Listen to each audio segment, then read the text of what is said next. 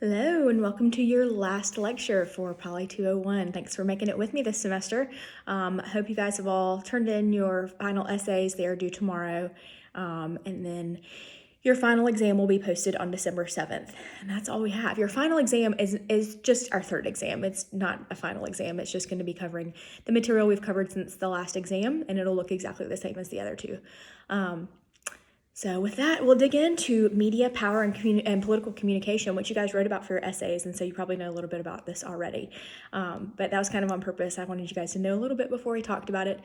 In the past, if this had been a normal world, I would have had my husband come be your guest speaker today because this is what he does for a job.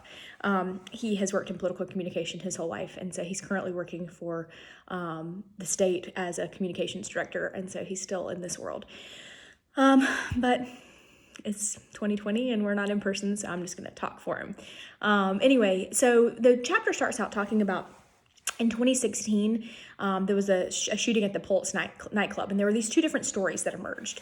One story said a mentally disturbed shooter was conflicted about his own sexuality, 3 times interviewed by the FBI for possible terrorist sympathies, and was still able to buy an assault rifle. Hillary Clinton embraced the LGBT community, talked about an assault weapons ban. They were talked about and repeated and woven into a common story that were shared like wildfire. The other story said the shooting was conducted by a member of ISIS who is committed to exterminating gays. The President Obama was complicit by not using the phrase radical Islamic terrorism. And the big question was, how did he get in the country? And so Trump, who was the political candidate at the time, expressed sympathy for the LGBT community, but not in the same way that Hillary Clinton did, but reiterated his call for a ban on immigration from countries where there was a perceived threat to Americans. Which resonated with his base and took on wings in social media. These two very different narratives came from the same event. If you live in one world, you may not have even known the other narrative existed, which is so interesting. You know, you can live in this information bubble where a closed loop of self-reinforcing evidence supporting a particular interpretation of events can occur.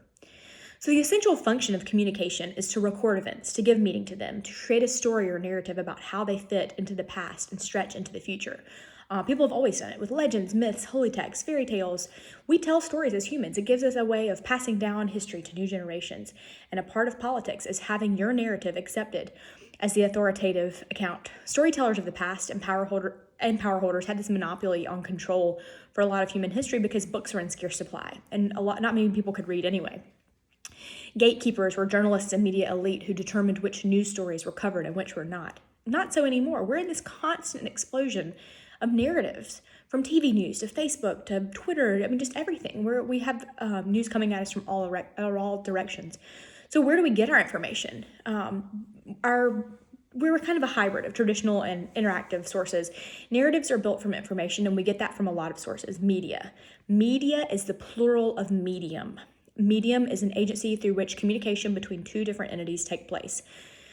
You think about a medium. It can be somebody who claims to transmit messages from the spiritual world to earthbound souls, or today's mass media that conveys information cheaply and efficiently from the upper reaches of the political world to everyday citizens. Mass media. This is the means of conveying information to large public audiences cheaply and efficiently. Today, we do a lot more than just watch and listen to the media. Media is much more interactive. There's something called media convergence, which is the merging of traditional media with digital communication technology such as telecommunications and the internet. Politicians really have to stay on top of electronic innovation that continues to alter the political world. News media relies on new technology, and almost all of the innovations in media today have been developed in the past 200 years, and only in about the last 50 years have they been used commonly. So news today, news used to enter Americans' lives at only a couple of neatly defined and very predictable points during the day. The local morning paper read over breakfast. The afternoon paper maybe would wait on you when you came home from work. Big city papers were really expensive and late unless you lived in a big city. But in the 1960s, evening news came on all 3 TV stations at 7:30 p.m. Walter Cronkite came into everybody's living room. He was the most trusted face in news. Unless a special event like the space shoot or the JFK assassination required a special bulletin. Today we get news from a little news from a lot of sources. Only about 20% of Americans get news from newspapers, 25% from the radio, 28% from news websites and apps, 30% from network news, 31% from cable, and 46% from local TV, but 62% of adults get news from social media, and Facebook being the most popular, which is why Mark Zuckerberg has been testifying on Capitol Hill lately about his part in covering the elections. Millennials, much more likely to rely on Facebook news than their elders, right? Baby boomers rely on local television. Gen Xers kind of split the difference, but younger generations tend to get their news from sources you curate yourself. You are looking at Twitter, Facebook, Instagram, what have you. Older Americans watch kind of whatever is served up to them, right? By the media elite. We are exposed to a lot of news, so levels of political information are not high, but young people have a harder time answering questions about domestic policies and public figures than older people do. Print media is in deep trouble, right? In 1941, 1/3 of Americans bought a daily paper. In 2009, 13% did. Do you guys take a paper at your house? Probably not. My husband and I were just talking about it the other day. Like maybe we should get a newspaper subscription. But why? We read everything online anyway. 2015, because we have both worked in journalism and feel bad for the print world. I worked in the broadcast world, which is doing just fine. 2015 was the worst year for print media since the Great Recession. Many papers have ceased publication or moved to a print-online hybrid or simply an online existence. Most towns only have one paper if they have one at all. Journalism has traditionally been paid for by newspapers that either have their own news bureaus around the world or subscribe to and supported a news service like the Associated Press. The money they paid for these sources comes from advertisers who have no other way than to reach out to their markets. But now those advertisers have a lot of cheap, sometimes even free outlets to reach customers. We don't know what journalism is going to look like in a new post-newspaper age. Radios, which are once state-of-the-art, are now commonplace. Most Americans have at least one, and 90% say they listen to the radio weekly. I don't listen to the radio that much. I listen to podcasts, a lot of like Pandora and Spotify, things like that. So I don't know. My husband listens to a lot of radio, but I don't as much. Do you guys? In the 1980s, talk radio came about. It provided a kind of an interactive political platform that allowed radio hosts and their guests, gave them an audience and a way to air opinions on politics. There are two non-commercial networks, NPR, the National Public Radio, and Public Radio International, which are funded in a small part by the government, but mostly are private donations. The impact of radio, though, cannot even compare with the effects of television. In 1950, 9% of homes had a TV. In 1975, 97%. And then 82% of American homes have more than one TV. 54% have three or more. Over 80% of people have cable television. Like TV viewership, live TV viewership has really declined, but we use other means now. We maybe stream from the internet. Nielsen is a marketing firm that tracks audiences. They say that Americans watch about 5 hours of TV a day. This doesn't count what you are watching on another device. Like maybe your phone tells you how much time you're spending on your phone every day. But if we spend maybe 6 to 8 hours a day at school or at work, think about 5 more hours of TV. That is an astounding figure of how Americans are spending their leisure time. TV is primarily entertainment. News has always been secondary, and now there's this kind of infotainment or news shows dressed up with drama and emotion to entice viewers to tune in. Americans once had 3 stations, now average about 189, but we usually only watch about 17 of them. Narrowcasting is the targeting of specialized audiences by the media. JFK was the first to really make good use of live television. It was like it was designed for a young, photogenic president, but TV brought the country together in a community of grief when he was assassinated. Cable stations like C-SPAN, which can be called like America's Town Hall, offer news around the clock, but not all the news concerns politics. There are political shows that target particular age groups or ideologies, often the subject of jokes on shows like Saturday Night Live or The Daily Show. Since 2000, major political candidates and their wives have appeared on these shows to show that they're likable, regular people, and to reach audiences that maybe wouldn't tune into politics otherwise. What about the internet? The reach of print media, radio, and television is really dwarfed by the scope and possibilities of the internet. In 2015, 85% of American adults use the internet. About 70% have broadband access at home, and more than half are able to access the internet from smartphones and other devices. We're working on getting internet to all Americans right now, especially in light of the pandemic. That is some policy that is being pursued statewide and nationwide right now. The internet has really revolutionized the way that we get information. It's made politics immediate and personal. For most of history, we haven't known our fellow citizens outside of our communities, and we haven't been able to directly investigate the issues ourselves and have no idea how the actions our government has taken to deal with issues unless the media told us. But now we're still dependent on the mass media to connect us to our government and to create the only real space we have for the public deliberation of issues. But we have these technological developments that make possible ever newer forms of political community, and more immediate access is given to information. Government officials can communicate with us directly. The president tweets at people, and this bypasses the traditional press. Visionaries talk of the day, and we'll all be able to vote electronically on individual issues from our home computers or even our phones, but we're not there yet. Changes in the media are nonetheless revolutionizing the possibilities of democracy, as much as the printing press did and television did. News organizations, these are businesses, occasionally nonprofits, that are devoted to reporting and disseminating news via print, broadcast, or digital media, or a multimedia combination. Most of them are now multimedia ventures. All major newspapers, magazines, news networks, they all have websites where most of their news goes. Access is sometimes free, but that provides a disincentive for people to subscribe and damages the news organization's bottom line. So a lot of things are behind a paywall now. We search for topics we want and connect to links with related sites so that we can customize our web news. We can bypass non-political views and vice versa. True political junkies go straight to the source, and the federal government makes a lot available at whitehouse.gov, house.gov, senate.gov. Some sites exist solely on the internet and may not adopt the conventions, practices, and standards of the more conventional media. News aggregators are websites, applications, and software that cull content from other sources. This is like Google News or HuffPost or BuzzFeed, The Skim. They choose articles from other sites to share with their readers, sometimes in combination with their own original content, but usually it's just from other places.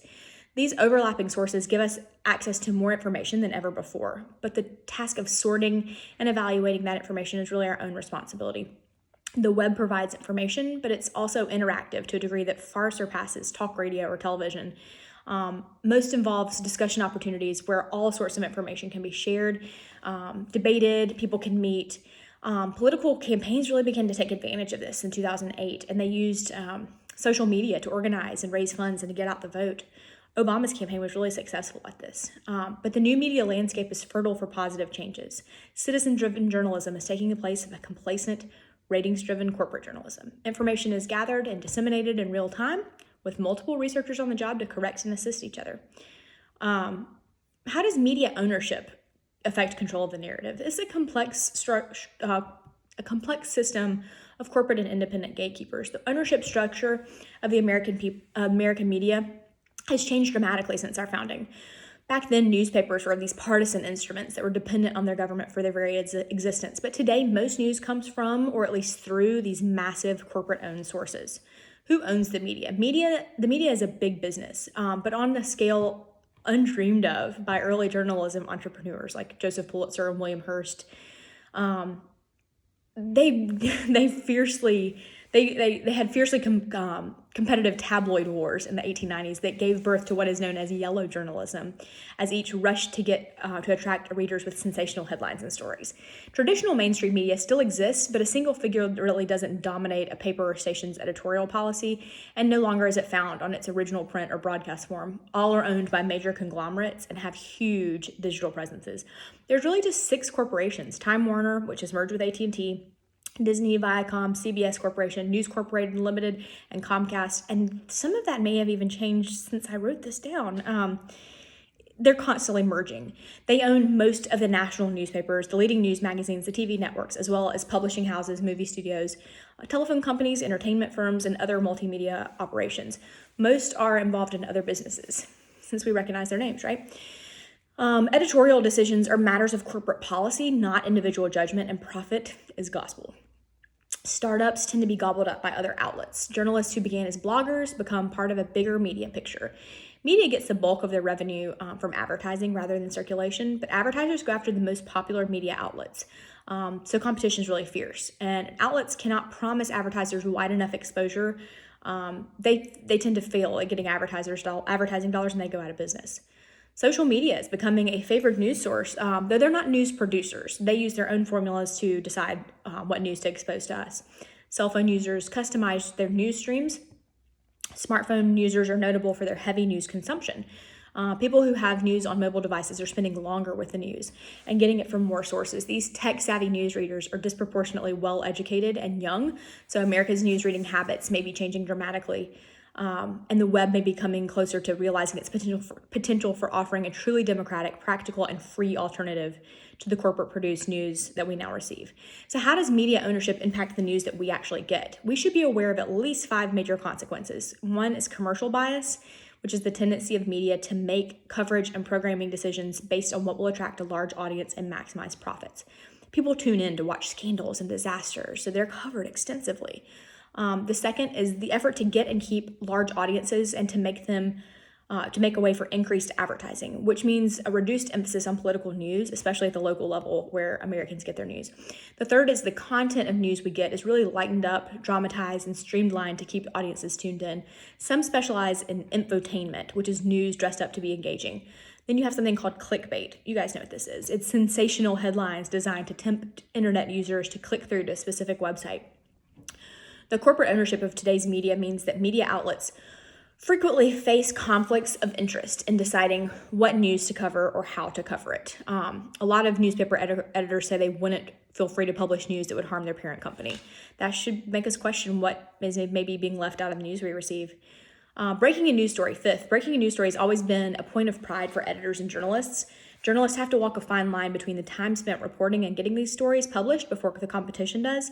This tension becomes even more intense as daily deadlines for print or nightly broadcasts have given way to the modern 24-hour news cycle.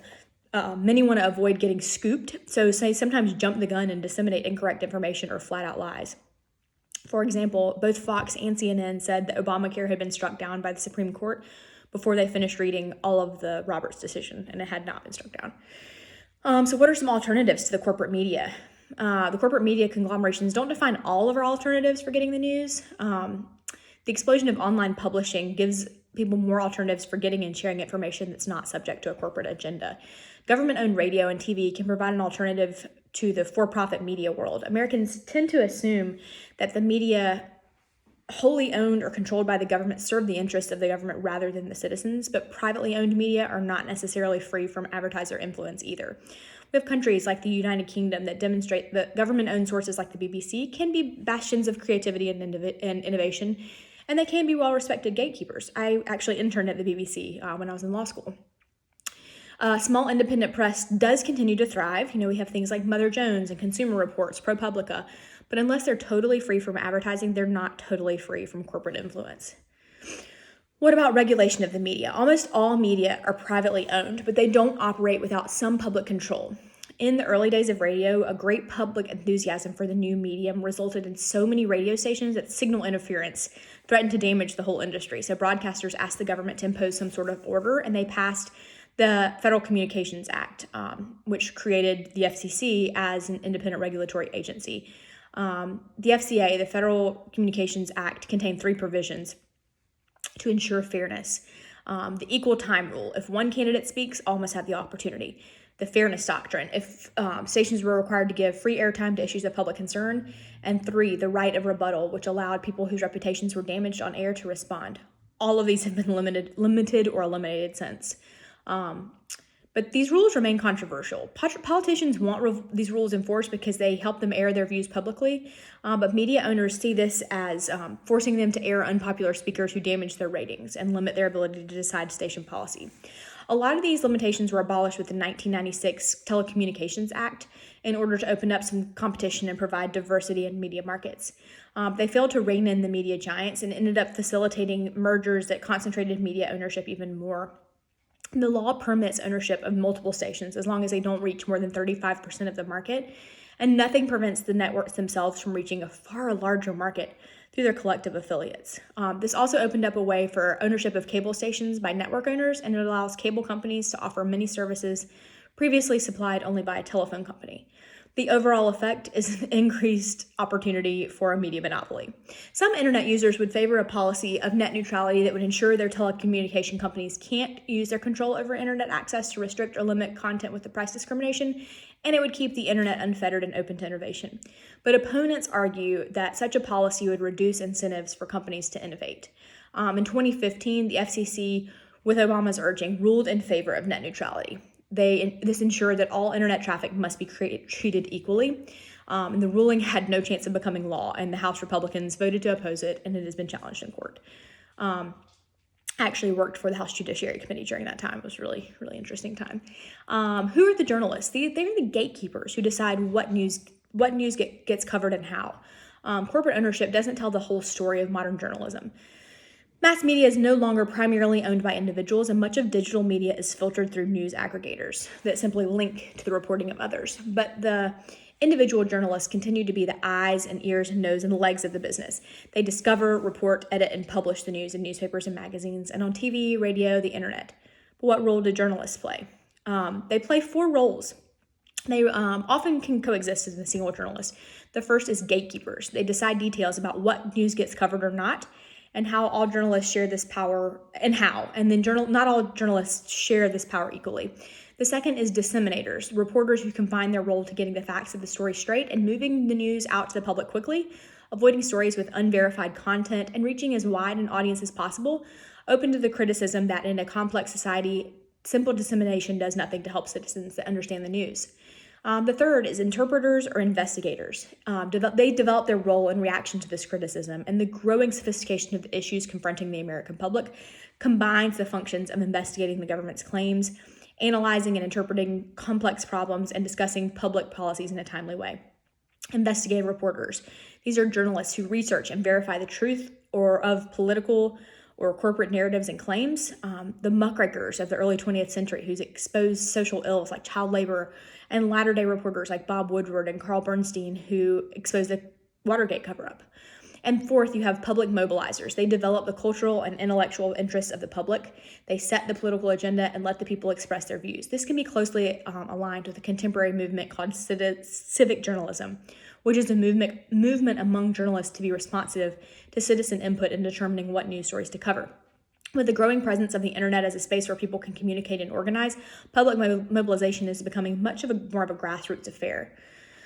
Who chooses journalism? A lot of journalists are white and male. Most mainstream media focuses on the issue of concern to white middle-class Americans and reflect the values of that population at the expense of minority issues and the concerns of poor people.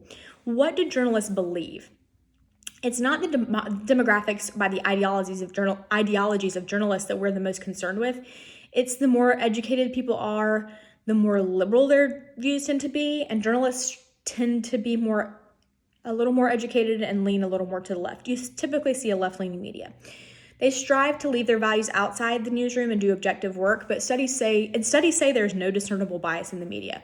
But in an effort to combat what they had seen as a leftward slant, conservatives made an effort to bring in what they believe is balance to the news. Rush Limbaugh, Fox News, Drudge Report, Breitbart, the Wall Street Journal editorial page. What about spinning political narratives? These stories that we tell that legitimize or delegitimize power. We think of the narrative that Northerners tell about the Civil War versus what we tell as Southerners.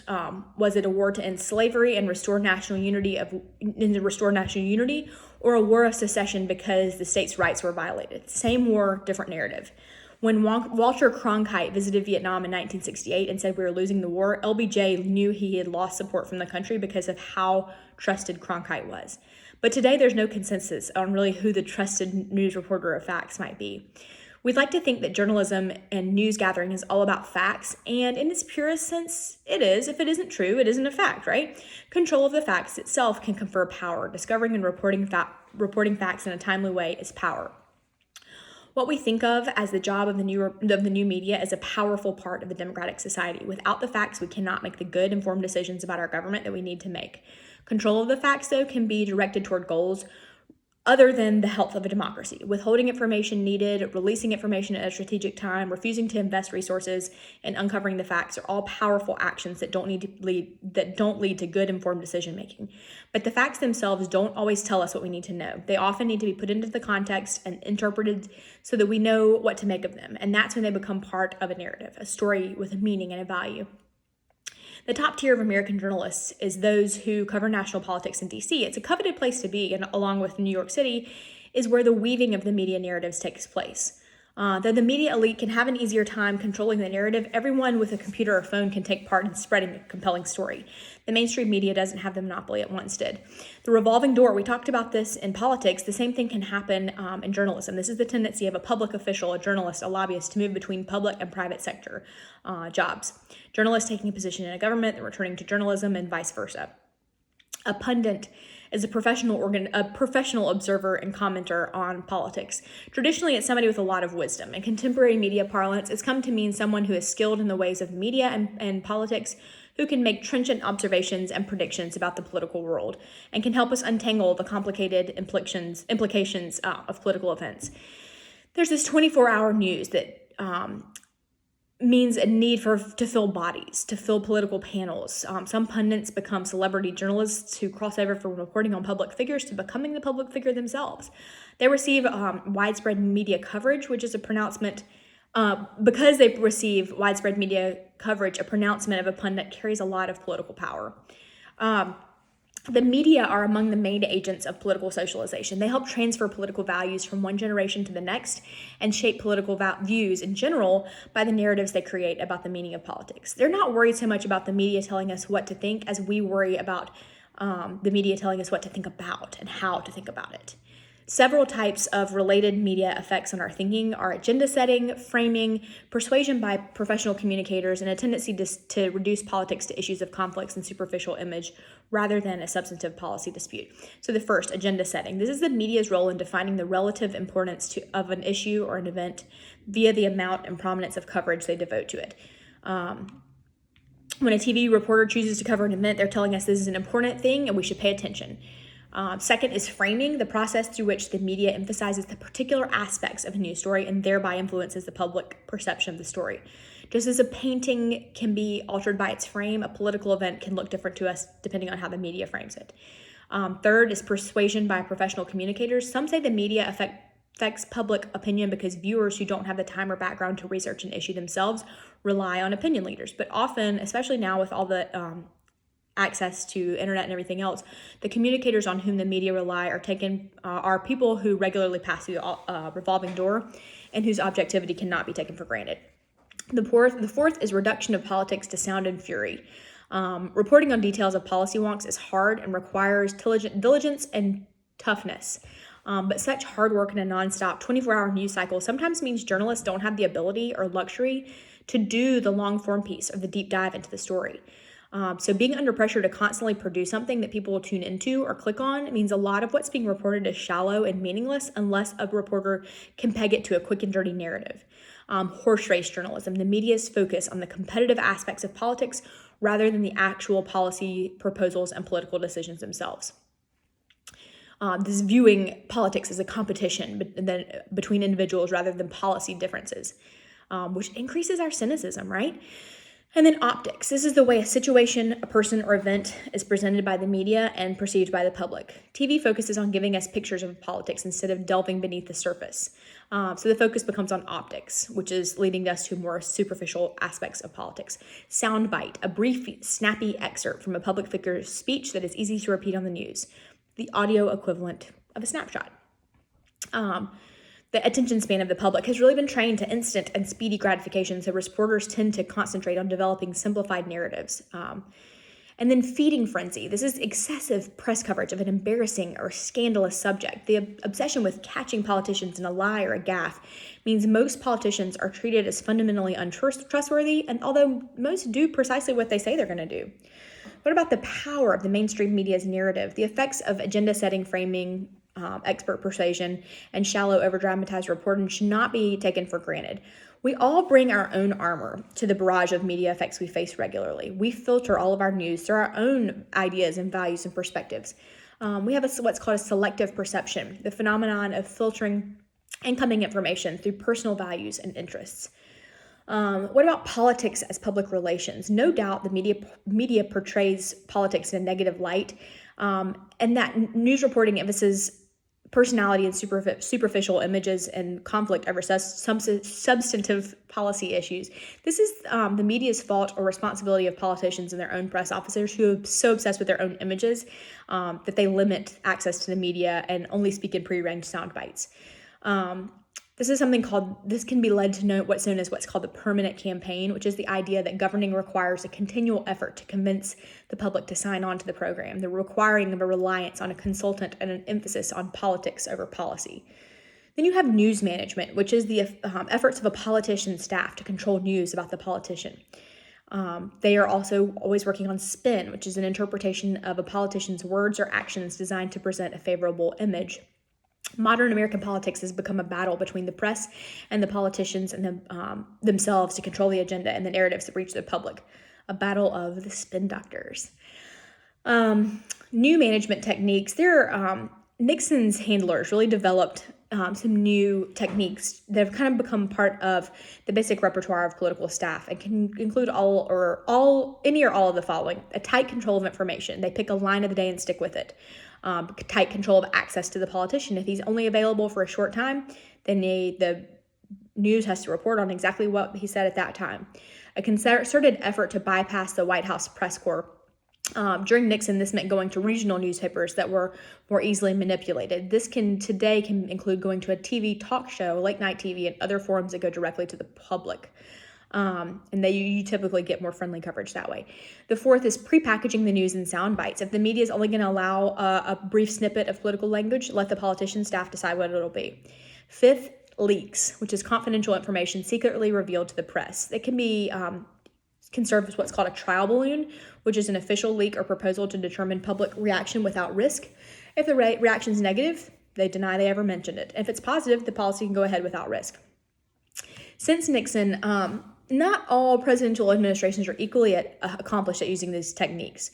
Reagan was referred to as the model of public relations. Clinton didn't manage his media effectively early, but by his second term, they were more adept at handling scandals. George W. Bush actually did a really good job of news management. He always received questions only from those who endorsed his programs and goals. The reporters who were trusted were favored in the White House press briefings. Obama was not quite as disciplined as George W. Bush, and Trump did not begin on a good footing with the press. They've typically been at war with each other. He's been a target. The reduction in political accountability. Politicians have to spend a lot of time and energy on image considerations that don't really help them serve the public, but the skills required by an actor and by a statesman aren't the same. The transformation of politics into professional storytelling means that we suffer a loss of political accountability sometimes, which is the democratic principle that political leaders must answer to the public for their actions. This is the very hallmark of our democracy. If our leaders do something we don't like, we can make them bear the consequences of their actions by voting them out of office. What about citizens and the media? Almost from the beginning, the control of the American media has been in the hands of this elite group, whether it's party leaders, politicians, wealthy entrepreneurs, or corporate owners. Financial concerns mean mass media is driven more by profit than by public interest. Ownership and control of the media are far removed from the hands of most Americans. So our role as citizens is more passive. We are a reader, we are a listener, we are watchers. The power we yield is that of switching the paper or changing the channel. But the rapid changes in information technology offers hope that the media can serve the public interest more effectively. You also have citizen journalism, the reporting and commentary by everyday citizens unaffiliated with traditional news outlets, distributed via the web in the form of a blog or a podcast or a video upload.